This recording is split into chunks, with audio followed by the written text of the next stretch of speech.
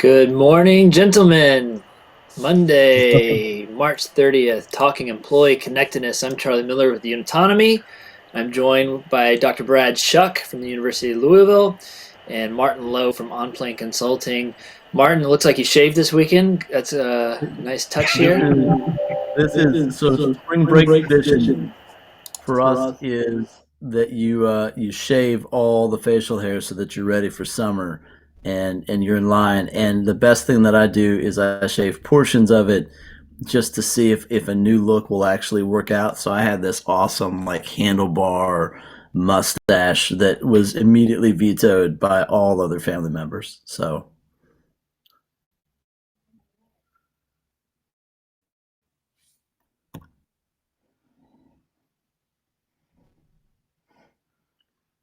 yeah, and Charlie, I lost all your audio somehow. I had to unmute myself. Sorry, guys. Ah, I was saying to Brad, it looks like he's beating us here in the pandemic beard game. I've decided to not shave until we go back, which looks like it might be around June 1st. So by that time, I'm gonna look pretty wild.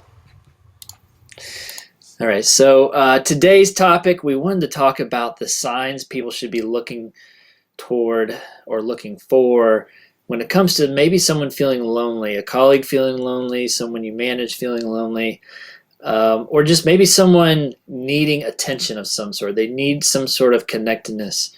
It may not take the form of loneliness. I want to talk to you guys about it because you're experts in all things employees, in cultivating culture, in understanding the employee experience and how employees engage with each other and the business. So, Brad, I'm going to throw this over to you to start today. Just what comes to mind when you think about, someone's showing signs of needing connection? Yeah, so this is something we've started to look into, and actually, I was furiously texting Charlie on Friday last week because we got a new data set, and I was running the psychometrics on the scales for the very first time, which is exciting. We have a project that's been going on for a couple of months. We get to finally kind of understand what's going on. Connectedness and feeling like you're a part of a community is one of the variables that we kind of started to look at. When it comes to what a leader might look for, you might be surprised about what you may want to look for in terms of signs. Sometimes people can look withdrawn, but sometimes that withdrawn is they're over capacity right now, and I think that's something leaders need to be really, really aware of. I've worked with a lot of leaders over the last week who their strategy is more communication. We need more and more and more, and I'm not so sure the word more is the right word to be using here. Maybe intentional, purposeful, empathetic, transparent, maybe, but the word more is probably not the way that I would put context around the kind of communication that's needed right now. So sometimes employees look like they're distant remotely. That can be non-responsive. That can be not finishing up on a project or not meeting a deadline. When we think about this from like a measurement standpoint, this is how we kind of think about the idea of connectedness. And I'm gonna read some statements from the scale that we use to understand this. And this is going to give us kind of a flavor of what does somebody look like when they feel connected. And then we have the opposite when we think about isolation, so maybe disconnectedness. So I'm going to start with connectedness first. So people who feel very connected at work would answer positively to things like, at work I feel like I'm a part of a community. I feel supported when I'm at work. At work I feel like I belong. At work I feel like I'm included in informal social activities. And I believe the people around me appreciate me. Now think about those. Those are all very emotional things. So I feel like I belong. I feel like people appreciate me. I'm not only invited to the mandatory things, but I'm also invited to the informal things. Remotely, that can look tricky, right? It is making sure that people feel included in projects that are going to impact them, but also maybe being invited to meetings just so that their voice is in the room. That's the thing about inclusion, is it's not about who's not in the room, but it's about whose voice is not in the room that should be in the room. Now, if we think about that in terms of isolation and disconnectedness, it kind of sounds like this. I feel ignored at work. People often overlook my work. I feel like I'm invisible. I feel lonely. I feel isolated from others when I'm at work. Very, very different than connectedness, right? So people appreciate me versus I feel ignored. We find these to be really, really powerful psychological triggers. Charley, what do you think? So I think one key word you just nailed right there that's going to come up more and more related to the pandemic and COVID-19, isolation. Right? So many people, especially in the knowledge workspace, are now isolated because we have to be isolated. They're getting used to this to some degree, if you can ever really get used to it, of not having the connection. Everyone's jumping into video conferencing, kind of almost running environments like we're in right now, where, hey, we get to see each other's face and laugh and have a moment. That's great. That's going to really help people regain that sense of the office. But maybe a lot of people don't have all these calls. It's funny. I'm hearing stories from two different sides. Some people are saying I'm in nothing but video conferences from 9 to 5 right now. It's crazy.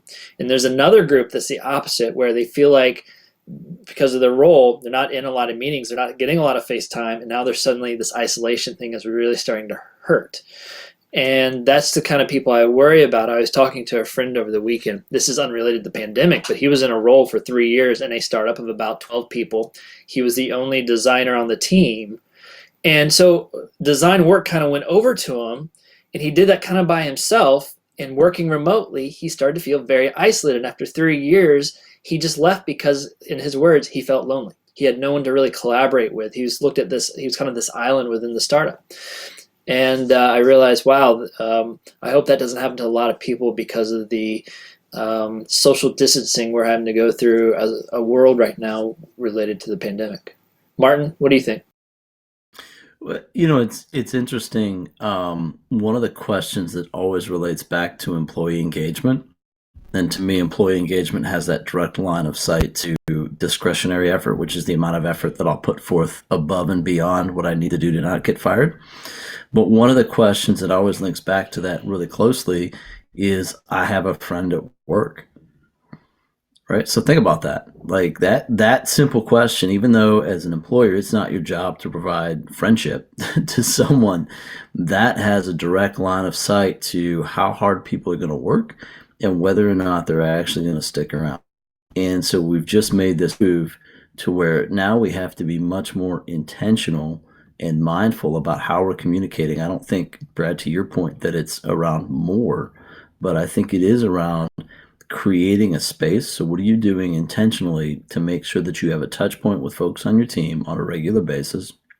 Because there are going to be people, especially when things start moving really fast, and it's been moving really fast for everybody, there are going to be people that get kind of set to the side, not because you don't care about them or not because they're not important, but just because you got super busy on something over on one part of the business that maybe didn't directly impact them.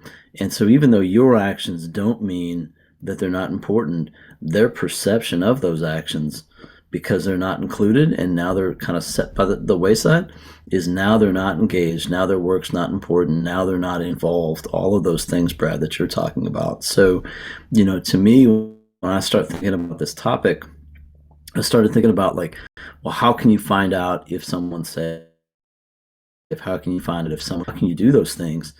And I actually had to step back from that one step, because if you don't have that trust and if you don't have that relationship built, you may be the last person that they go to when they actually have a problem. And surfacing that's going to be a lot harder because you don't have the face-to-face interaction that you used to have. You may not just bump into them at the office. So to me, it starts with building time into your schedule on a regular cadence and a regular frequency, to have that connectedness time. And it's just that simple. And then I think the other stuff kind of comes out of there later once you build a relationship. Okay, so keyword there, touch points. Proactively reaching out to people, engage how they're feeling about things. That's really important to be asking questions right now. Brad.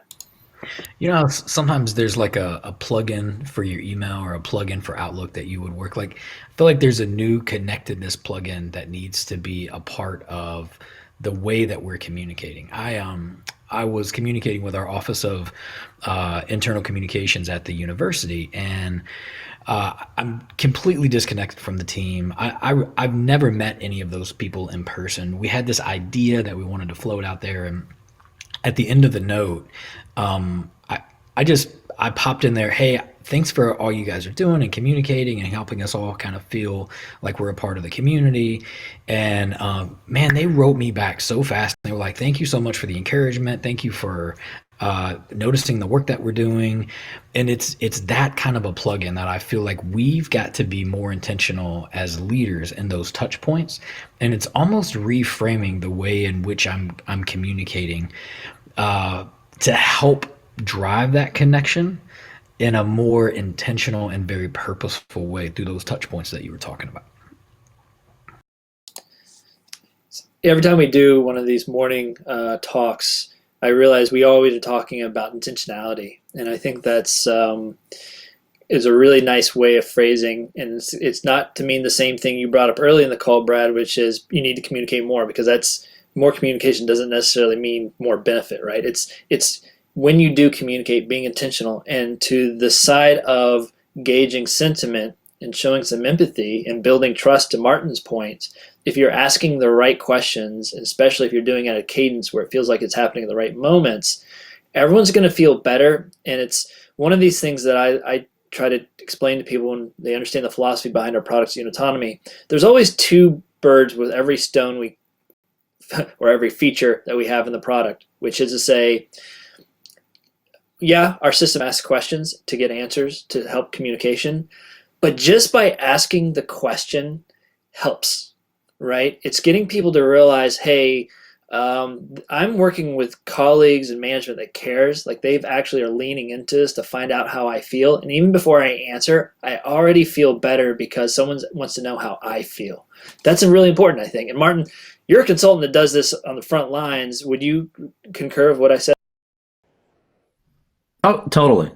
Totally. It starts with, people are going to fill in a lot of information on their own if you don't give them the information for them to fill in. And they generally don't fill it in with good information, right? So if it's questionable about whether or not someone cares about you, a lot of times people are going to assume, yeah, this person, I haven't heard from them. I don't think they care that much. I think just by starting the conversation, by setting up the time to do that and starting that conversation, and even, going a step further than that, which is you don't have something done, trying to ask why and trying to get underneath, not so much that you missed a deadline or that something's not getting done, but to try and understand why.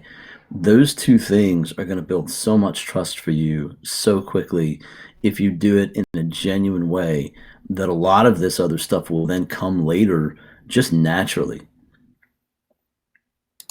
That's great. So I think to wrap up today's talk, let's just get some ideas of some of the core things to maybe look for. And of course, looking is maybe the wrong word here. Like, it's really hard to see when someone's feeling isolated or lonely. So back to everything we've been talking about, it's kind of like, what questions should we be asking when we talk about looking for someone feeling disconnected? And I'll start here, which is to say, I like to set aside a little time in my schedule on a Friday to have the touch point that Martin's talking about with my team. I like to make sure that everyone's feeling okay about things. And that's things about our company that we're trying to build, but it's also about things on the home front. And right now, because of what's going on with the pandemic, I think it's important to make sure, even if we're about to have a meeting that's about something very specific that's within the context of our company, that first 5 minutes, it's always going to be about small talk at that video conference. Use a little of that 5 minutes to make sure you're picking up any cues coming from that person about issues. And when we talk about isolation, I think it's a good time to have your ears primed to be listening. Uh-oh, is this person feeling lonely? Do they need actually a little bit more connection here? That's how I kind of go about it at this point. Brad, over. Yeah, so Charlie, I totally agree. What I'm going to add to this is there's a 2-to-1 benefit of being connected versus being isolated.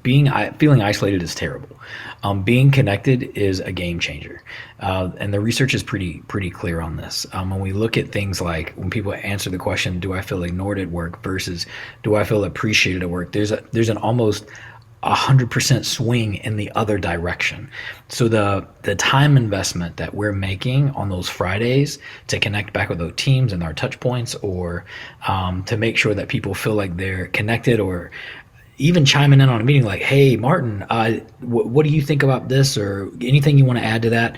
Those kinds of things are gonna benefit you 2-to-1 in the long run. It pays to pay attention to this. And Martin, I have a specific question to you when you work with companies. I call it the foosball question. I used to go into all these offices, especially in New York, and like the startups would always want to show off their cool foosball table or their ping pong table over here, as if to say, "Look at our culture, how fun it is." I would be okay with that if they had said that in the right context, which is, "Hey, don't look at how fun we are." They're saying, "Look, we care about our employees connecting, and we understand productivity is not the end all be all. We need our employees to feel good about this so this thing lasts. People stay here." Then I would say, "All right, thumbs up, happy hours, whatever you need to do. That's great that you're building that piece of it, but don't just tell me you guys are fun to be around. Like that doesn't sell it to me." Martin, what kind of advice do you give to companies when it comes to this? Of course, pre-pandemic, when you could actually play foosball with people, and now in this virtual world that we're having to live in, how do people connect? Yeah, I think it's tough. We talked about this like really early on around purpose. And, to me, so much of what we're doing comes back to just core fundamentals and that muscle memory we talked about earlier of like how do you build up just those basic skill sets that have completely changed. To me, it goes back to purpose because purpose can connect your team. Right. So have you been clear about that? A lot of times most companies have not been really, really clear about purpose. And if they have been clear about purpose, they haven't been talking about it in their communications right now. So, the three of us are on this call because we all have a shared purpose, and that naturally drives our connections. I think that's the way that you started, and that increases the quality of your communication without having to say, "All right, you got to do 20 emails this week to everybody to try and make sure that everybody's having fun," or any of this sort of stuff. It all starts with purpose, reminding everybody what your mission is, what the vision is, why you're doing that, because now I have a reason to get up in the morning. It's the same thing that everybody else is doing. That helps me with that thought around that feeling around connectedness, even when I'm not virtually talking to people or answering questions about how am I doing or those sort of things. I think one way to conclude today is something I've learned in time, which is a great way of connecting people's humor. And as you work with a lot of people over time, you develop inside jokes, right? It's a real bonding mechanism. So what can you do when everyone's remote right now to sort of birth inside jokes and some humor, especially in a really trying time? Kind of do some homework assignments that are fun. Like, hey, let's all watch the same movie in the next week. And so we can have sort of a chat about it and see if from that lightheartedness of that, some of these inside jokes can start to brew, doing two things. A, yeah, we're feeling connected, but it's also kind of getting our minds off the small talk conversations that I'm getting a lot over and over, which is just talking about health and the pandemic, which is kind of just reinforcing the depressive nature of what's happening. So I think distractions are healthy to a degree, and since we don't have sports, let's turn to some of the art that we have and maybe brew up some conversations around that. All right, guys, thank you for the time. Awesome conversation once again. Loving these, and I will see you all tomorrow.